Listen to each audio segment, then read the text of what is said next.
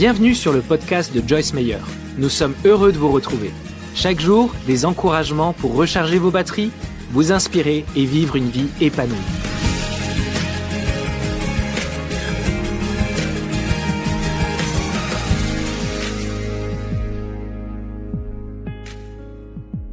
Le monde s'intéresse beaucoup aux cadeaux. Nous nous intéressons aux dons, mais Dieu s'intéresse plus aux fruits. Les dons sont offerts. Ils ne requièrent pas beaucoup d'efforts de notre part. Le fruit est développé. Il vient comme une semence quand nous recevons Christ comme notre Sauveur dans notre esprit. Quand vous recevez le Christ, vous recevez l'Esprit Saint. Quand vous recevez l'Esprit Saint, vous recevez les fruits de l'Esprit. Galates chapitre 5 nous enseigne que quand l'Esprit est en nous, nous avons l'amour, la joie, la paix, la patience, la bienveillance, la gentillesse, la fidélité, la délicatesse, la maîtrise de soi. Combien de vous croient que ces choses sont en vous? Alors nous n'avons pas besoin de payer pour quelque chose que nous avons déjà. Nous devons demander à Dieu de nous aider à apprendre comment les utiliser et les vivre. En fait, ce qui nous pousse à exercer les dons de l'esprit ou les fruits de l'esprit, c'est une forme de pression s'exerçant sur nous. Combien d'entre vous font assez régulièrement l'expérience d'une pression dans la vie de tous les jours? Je veux vous parler aujourd'hui de l'amour, car je crois, et je peux vous prouver de la Bible même que l'amour est la chose la plus importante dans laquelle nous apprenons à fonctionner. Le fait que je sois connue comme une grande enseignante, ou que vous soyez connu comme un grand chanteur, ou que quelqu'un d'autre soit connu comme le plus grand homme d'affaires du monde, n'est pas très important. Ce qui est important, c'est que nous aimions les gens, et que chaque fois que nous sommes avec les gens, ils sentent que quelque chose a été ajouté à leur vie, parce que nous étions là. Qu'est-ce que l'amour? Nous pouvons donner un tas de définitions attrayantes de l'amour, mais l'amour se voit à la base à la façon dont nous traitons les gens. Dieu est amour et il nous traite vraiment, vraiment bien. L'amour se voit à la façon dont nous traitons les gens. Comment traitez-vous les gens? De quelle manière spéciale traitez-vous les gens, en particulier ceux qui n'agissent pas exactement de la manière dont vous voudriez qu'ils agissent? Comment traitez-vous les gens que vous n'essayez pas d'impressionner d'aucune manière? Comment traitons-nous les gens qui sont importants en comparaison de ceux que nous considérons comme peu importants? Ce sont toutes les questions que nous nous posions à nous-mêmes. 1 Corinthiens 12, 31 parle de... Il a été question des dons de l'Esprit en 1 Corinthiens 12. Paul enseignait l'Église sur l'utilisation des dons surnaturels de l'Esprit. Et puis il leur dit, je vais vous montrer une voie encore plus excellente. Regardons 1 Corinthiens 12, 31 et entrons de là dans le chapitre 13. Désirez intensément et cultivez avec zèle les plus grands et les meilleurs dons et grâces, les plus grands dons et les grâces supérieures, et je vais encore vous montrer une voie qui les dépasse toutes. Une qui les dépasse de loin, la plus élevée de toutes, c'est l'amour. Donc, l'amour, apprendre ce qu'est l'amour, apprendre à vivre dans l'amour, développer ce fruit de l'esprit est la voie la plus excellente que nous puissions choisir dans la vie. Une excellente personne sera un grand aimant. Et ensuite, il va droit de là, poursuivant en 1 Corinthiens 13, les 8 premiers versets. Et oui, je vais prendre le temps de les lire parce que je pense qu'ils sont importants. Dans la Bible amplifiée, ils sont un peu longs, mais nous allons quand même les voir. Si je peux parler les langues des hommes et même les langues des anges, mais n'ai pas l'amour, cette dévotion consciente, intentionnelle et spirituelle qui est inspirée par l'amour de Dieu pour et en nous, alors je ne suis qu'un bruit et une cymbale qui retentit. Et si j'ai le don de prophétie, le don d'interpréter les buts et la volonté divine, et que je comprends toutes les vérités secrètes et les mystères, et si je possède toute la connaissance, et si j'ai la foi pour déplacer les montagnes, mais que je n'ai pas l'amour de Dieu en moi, alors je suis un rien inutile. Même si je distribue tous mes biens aux aumônes pour nourrir les pauvres, et si je livre mon corps aux flammes pour être glorifié, et vous savez que l'on peut faire les bonnes choses pour les mauvaises raisons, saviez-vous cela? Dieu ne s'intéresse pas seulement à ce que nous faisons, mais aussi pourquoi nous le faisons. Si nous faisons quelque chose pour attirer l'attention, nous n'aurons pas de récompense de Dieu. Si nous faisons quoi que ce soit pour être vus, remarqués ou applaudis, nous n'aurons pas de récompense de Dieu. Nous n'obtenons de récompense de Dieu que quand nous faisons de bonnes œuvres d'un cœur pur, pour glorifier Dieu et pour aider quelqu'un d'autre. Il dit, si je fais ces choses pour la gloire, mais je n'ai pas l'amour de Dieu en moi, je ne gagne rien. Les bonnes œuvres faites pour les mauvaises raisons n'ont pas de récompense. L'amour est endurant et il est patient et gentil. L'amour n'est jamais envieux ni ne déborde de jalousie. Il ne se vante pas et ne s'enfle pas d'orgueil. Il ne fanfaronne pas. L'amour n'est pas rempli de lui-même, arrogant et satisfait de lui. Et j'aime ceci. L'amour n'est pas brutal. Il n'y a rien de plus dégoûtant qu'un chrétien brutal. L'amour n'agit pas inconsidérément. L'amour de Dieu en nous. Vous remarquerez que dans la Bible amplifiée, il est dit que l'amour est l'amour de Dieu en nous. Et je vais vous expliquer cela car il faut que Dieu nous donne son amour avant que nous en ayons à donner. L'amour de Dieu en nous n'insiste pas sur son propre droit ou son avantage. Il ne recherche pas son intérêt. Il n'est pas irritable, angoissé ou amer. Il ne prend pas en compte le mal qui lui est fait. Il ne se réjouit pas de l'injustice ou de ce qui n'est pas correct, mais se réjouit du droit et de la vérité. Il supporte tout et espère tout. Il est toujours prêt à croire au meilleur de chaque personne. Oh là là, comme c'est important. Apprendre à croire le meilleur de chaque personne dans chaque situation, plutôt que de voir toujours le négatif et d'être suspicieux. Si chaque couple marié prenait 1 Corinthiens chapitre 13 et lisait les versets 1 à 8 à voix haute ensemble chaque matin, vous pourriez éliminer le divorce. Si chaque chrétien lisait cela à voix haute chaque matin avant de sortir travailler, la lumière dont nous brillerons dans les ténèbres du dehors serait extraordinaire. L'amour supporte tout, il est toujours prêt à croire au meilleur de chacun, son espérance ne faiblit pas avec les circonstances, et il endure sans faiblir tout ce qui vient.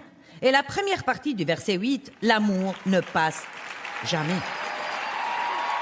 Allez, acclamez Dieu.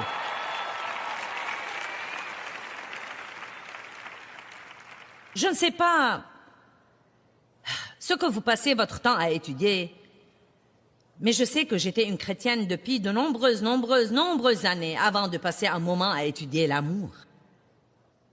J'ai étudié le succès, j'ai étudié la prospérité, j'ai étudié la foi, j'ai étudié la puissance, j'ai étudié les dons de l'esprit, j'ai étudié le combat spirituel, j'ai étudié tout un tas de choses. Mais malgré tout, ma vie chrétienne ne fonctionnait pas bien. Maintenant, soyons juste honnêtes. Depuis combien d'années allez-vous à l'église? Et dans quelle situation votre vie est-elle encore? Est-ce que vous avez la victoire, l'équité, la paix et la joie? Combien de temps passez-vous sous la condamnation? Portez-vous du fruit? Êtes-vous satisfait? Aimez-vous votre vie? Marchez-vous avec autorité sur Satan? Ou sentez-vous encore qu'il y a quelque chose qui manque et que vous êtes fatigué de combattre quelque chose tout le temps? Et vous vous demandez, bien que vous pensiez faire tout ce qu'on vous dit, pourquoi ça ne s'ajuste pas et ne fonctionne pas pour vous? Je vous vois faire ça. Êtes-vous avec moi? Savez-vous de quoi je vous parle? Ce qui me manquait était que je ne connaissais rien au sujet de l'amour. Et je pense que c'est peut-être ce qui manque à beaucoup de gens. Quand j'en suis venue à demander à Dieu quel était mon problème, j'ai su qu'il me répondait « Tu es très égoïste.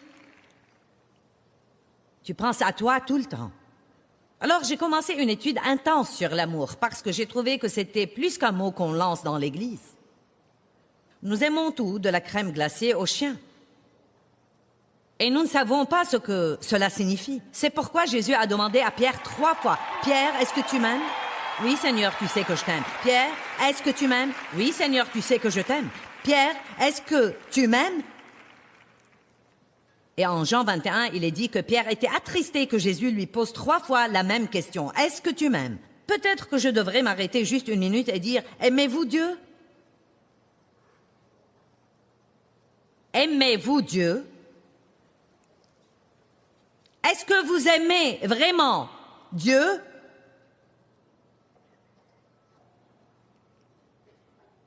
Je pense que Pierre a réagi de la même manière, mais chaque fois qu'il demandait, que Jésus lui demandait « M'aimes-tu » et Pierre répondait « Oui », il avait une instruction pour lui. Il disait « Nourris mes brebis, nourris mes agneaux ». Maintenant, pour mettre cela dans un français clair pour vous, je pense que c'est comme « Église, est-ce que tu m'aimes ?»« Oui, Seigneur, tu sais que je t'aime. » Alors, sa réponse est « Aide quelqu'un. » Église, est-ce que tu m'aimes? Ouais, Seigneur, tu sais que nous t'aimons. Alors, aidez quelqu'un. Chrétien, est-ce que tu m'aimes? Oui, Seigneur. Pourquoi me demandes-tu 3 fois la même chose?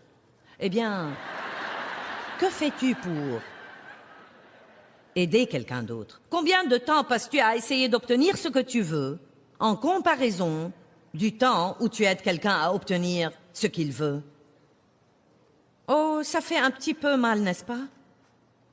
Vous savez, nous sommes intrinsèquement égoïstes. Et si vous ne le croyez pas, vous n'avez qu'à regarder un bébé quand il n'a pas son biberon ou sa tétine, ou qu'il n'a pas son derrière essuyé aussi vite qu'il le voudrait. Ça ne prend pas beaucoup de temps et ils ont une crise chaque fois qu'ils n'ont pas ce qu'ils veulent. La chair est intrinsèquement égoïste. Mais Dieu est bon et je suis reconnaissante de ce qu'il vient et se plante lui-même en nous quand nous le recevons comme notre sauveur. Et il y a un espoir pour nous de surmonter ce type de vie égoïste, centrée sur soi, malheureux et déplorable.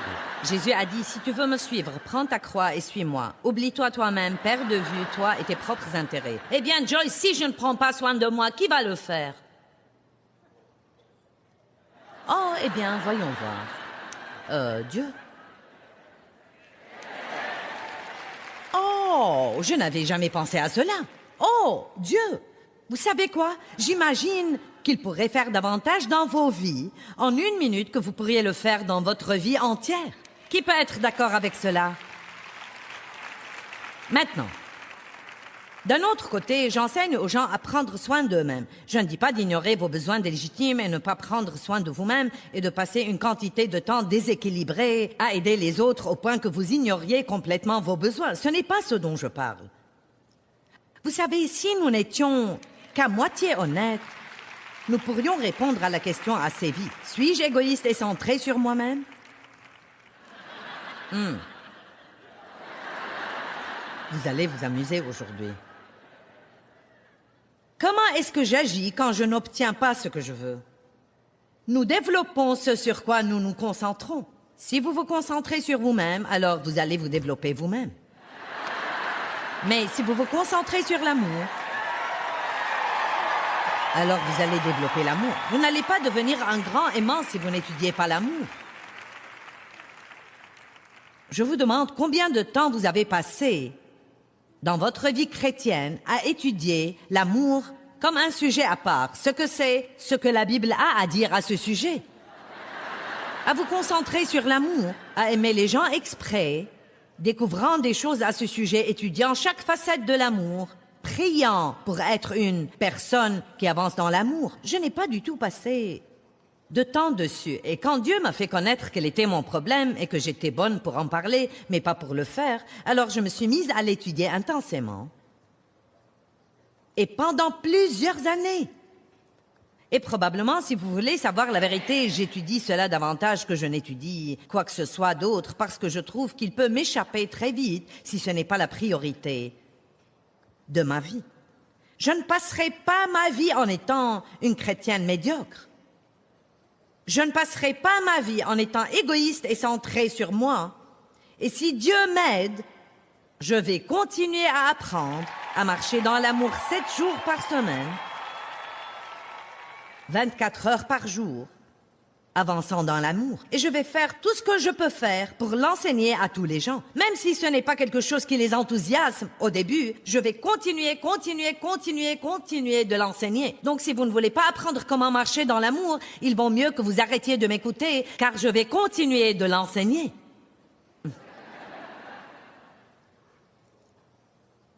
Car je vous dis que cessez de penser à vous-même et demandez à Dieu à quoi il peut vous utiliser pour rendre meilleure la vie de quelqu'un d'autre est la réponse à tous vos problèmes.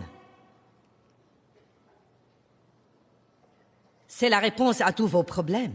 L'amour pourvoit aux besoins. L'amour remet les gens debout. L'amour croit le meilleur. L'amour est patient. L'amour est bon. L'amour est gentil. L'amour est humble. L'amour n'est pas brutal. L'amour n'est pas susceptible. L'amour pardonne. Qu'est-ce que c'est? C'est Dieu. L'amour, c'est la façon dont Dieu nous traite. Et tant que nous ne traitons pas les autres comme Dieu nous traite, alors nous n'en savons pas assez sur l'amour. Je ferais mieux de le répéter. Tant que nous ne traitons pas les autres comme Dieu nous traite, je vais trouver quelqu'un dans ce bâtiment à qui parler et qui va faire attention. Tant que nous ne traitons pas les autres comme Dieu nous traite,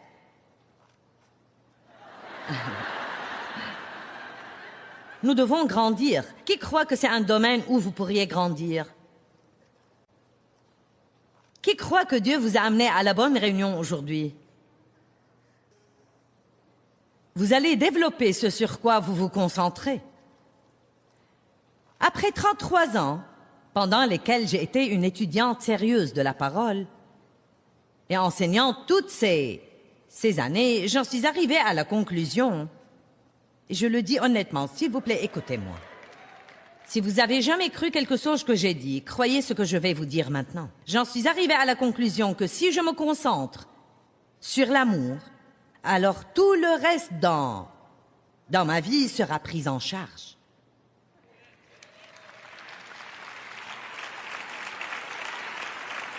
Jean 13, 34 et 35.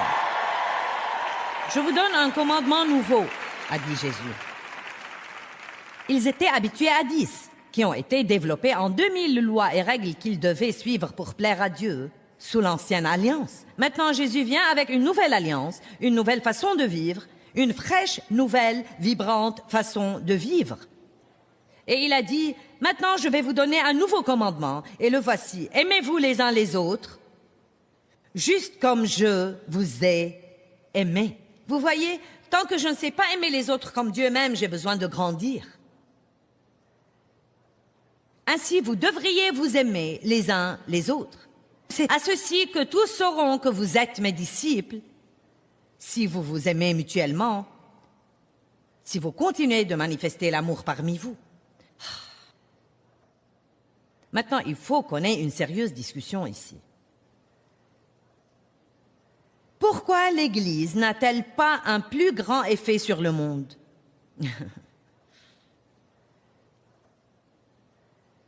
Parce que nous ne faisons pas ce que l'Écriture dit. Nous ne pouvons même pas nous entendre entre nous.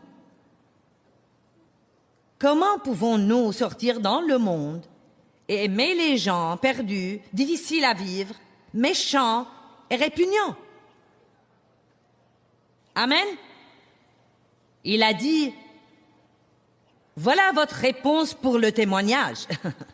Voilà votre réponse pour conduire les perdus dans une nouvelle vie avec Christ. Sortez d'ici, dans votre partie du monde, et aimez les gens. Sortez seulement. Oubliez les prêches et les sermons. Oubliez également les discours. Oui, prêchez, et si c'est nécessaire, utilisez des mots. Mais la plupart du temps, laissez votre vie faire le prêche. Allez! Oui, prêchez à tout le monde, mais seulement quand vous avez besoin d'utiliser des mots. Le reste du temps, laissez vos vies être un sermon, être un épître vivant pour tous les hommes. Vous pouvez aller au travail chaque jour.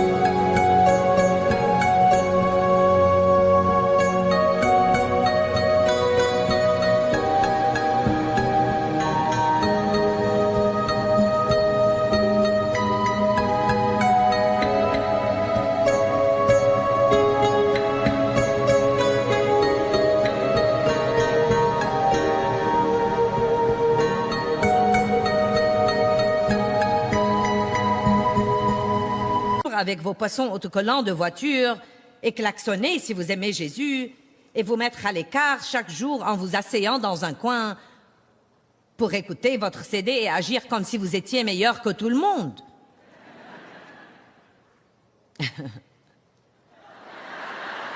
Mais la meilleure chose à faire est d'être un exemple. Et peut-être quand vous entendez que la personne qui vous traitait horriblement a sa voiture cassée, vous êtes celui qui va la voir et lui dit « Je serais heureux de venir te chercher le matin et de t'emmener au travail si tu as besoin. » Pourquoi je devrais faire cela après la façon dont il m'a traité? Eh bien parce que vous êtes un représentant de Dieu et parce que c'est cela qu'il ferait, parce qu'il fait briller son soleil sur celui qui est juste comme sur l'injuste. Si nous commençons d'agir ainsi, ça va être un peu difficile. Nous allons devoir avaler notre fierté et renoncer à la revanche. À la minute où vous dites « Je serais heureux de venir te chercher », ils savent bien comment ils vous ont traité. Et à cette minute, vous êtes en train de remuer leur cerveau parce qu'ils ne comprennent pas. Alors tout d'un coup, si vous avez un autocollant sur votre voiture, ça peut un peu faire sens pour eux. Sinon, ça n'a pas du tout de sens. Je me souviens d'une fois, c'était il y a longtemps, je prêchais dans une petite réunion à Saint-Louis et c'était bien avant que je passe à la télé et que je commence à voyager comme je fais maintenant. Nous avions un couple d'aveugles qui venait à notre réunion chaque semaine et qui prenait les transports publics pour venir. Et quelque chose s'est passé avec le service de bus et ils n'allaient plus pouvoir venir en bus au groupe d'études bibliques. Et ils m'ont demandé si je pouvais trouver quelqu'un qui accepterait de les prendre en voiture et encore de les ramener. Et vous savez, ils ont dû arrêter de venir parce que personne ne voulait faire de détour. Alors que c'est triste. Il est évident que tout le monde n'est pas comme ça. Il y a plein de gens formidables qui font des choses pour les autres tout le temps. Mais nous ne sommes pas suffisants. Et nous devons apprendre ce qu'est vraiment l'amour et que c'est plus que juste un chant que nous chantons et quelque chose dont nous parlons. Romains 5:5 dit « L'amour de Dieu a été répandu dans vos cœurs par le Saint-Esprit. » Donc vous avez l'amour de Dieu en vous. C'est là dans votre esprit, là où sont tous les autres fruits de l'esprit. C'est de cela que vous êtes plein. Je ne sais pas de quoi vous pensez être rempli, mais c'est de cela que vous êtes rempli. Des gens peuvent vous dire de quoi vous êtes rempli, mais je vous dis que c'est de cela que vous êtes rempli. Amour, joie, paix, patience, gentillesse, bonté, fidélité, délicatesse et maîtrise de soi. Ne dites jamais que vous ne pouvez pas vous contrôler. Si vous n'allez pas vous contrôler, alors au moins dites la vérité et dites « je ne veux pas me contrôler ».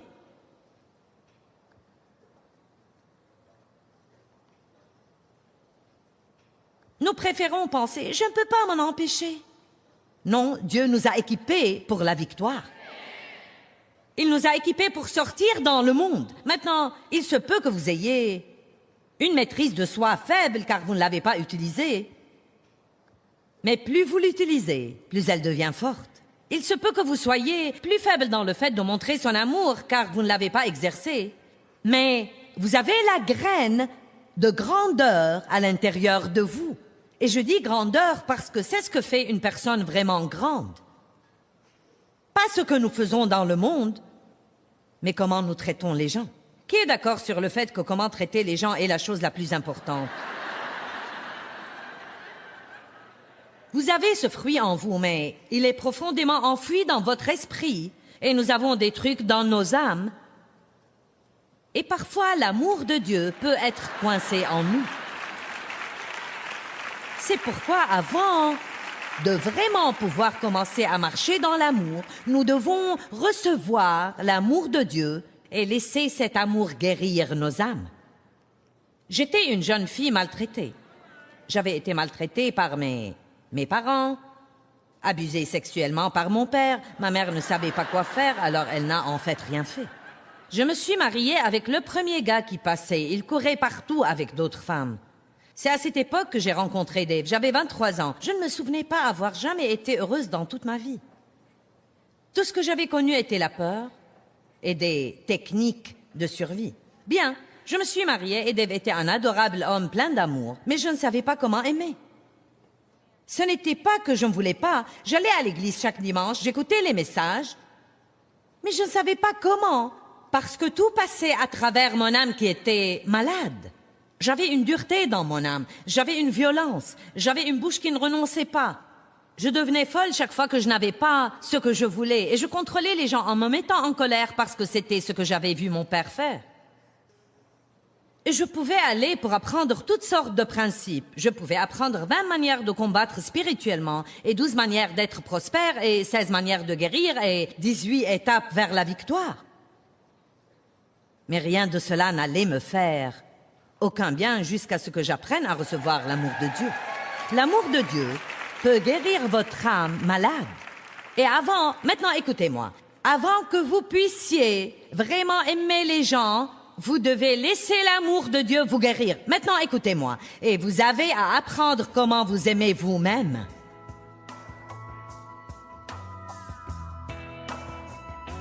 Bien, je crois que l'amour se voit à la façon dont nous traitons les gens. Si quelqu'un a besoin d'aide, il faut que nous l'aidions. Et vous savez...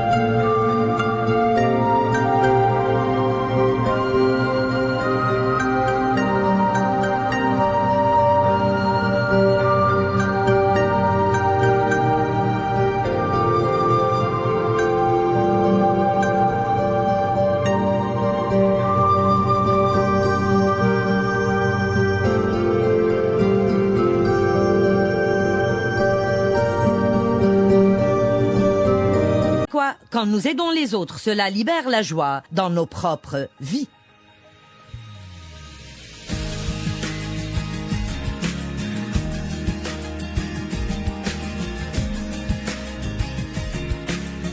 Merci beaucoup d'avoir écouté. Si vous souhaitez recevoir plus d'encouragement de la part de Joyce, abonnez-vous gratuitement à la newsletter mensuelle sur joycemeyer.fr/newsletter. Soyez bénis et à bientôt.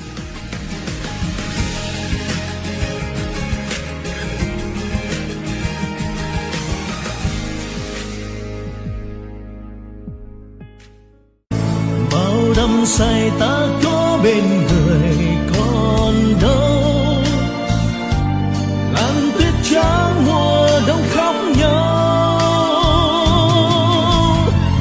nhìn từng con phố ngày xưa vắng lạnh, nhìn làn tuyết trắng luôn sẽ có quay. Ngày xưa ấy một lần lầm lỡ, thế nhưng lại đó vì ta mất nhau. Người không thứ tha đời ta ngỡ ngàng, để cho thương nhớ về trong lỡ làng.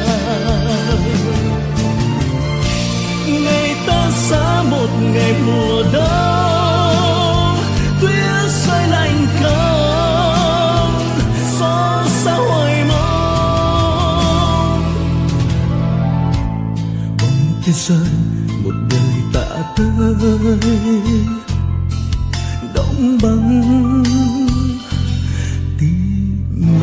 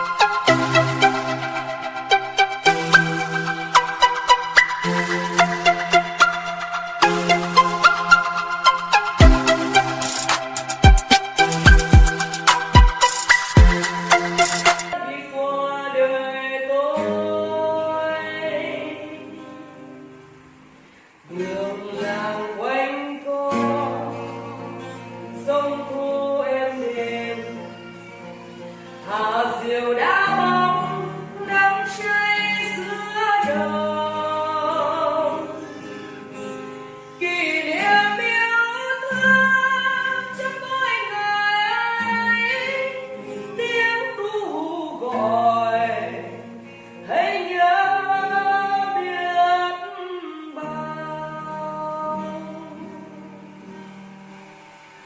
Tôi xa quê bao năm tháng qua, nhưng trong trái tim không bao giờ xa. Lời mẹ ru con hiu hiu chưa hè, mùa lụt nước lũ bắt cá giữ